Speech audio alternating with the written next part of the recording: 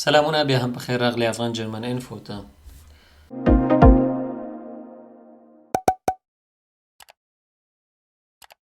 دریم درس دی د تللو یا د خدای پاماني کولو لپاره بیلابیل لغتونه چې کارول کیږي. Und tschüss. Tschüss هغه عامه کلمه یا لغت ده چې د خدای پامانۍ لپاره کارول کیږي چې تل یې اورو. Was sagt man wenn man geht؟ سړی څه وایي کله چې ځي یا خدای پاماني کوي. څوک په څه وخت کې څه کاروي؟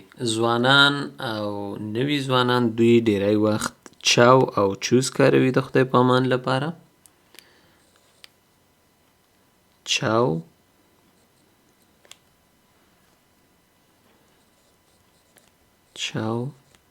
یا هم چوز. ځوانان دا کاروي او یا دا لغتونه کاروي. په کار او روزګار کې یا په رسمي ځای کې auf Wiedersehen کارول کیږي. auf Wiedersehen که معنی کو بیا د لیدو په هیله. auf Wiedersehen د خدای پامان. په اوسترایخ او بادن وټنبرګ خوا دې ځایونو کې ورته زیووس او اډې هم کاروي. زیووس اډې. کله چې د 10 بجو نه واوړي ماښام هغه وخت کې بیا ګوټه نخت کارول کیږي یا ګوټه نخت ویل کیږي.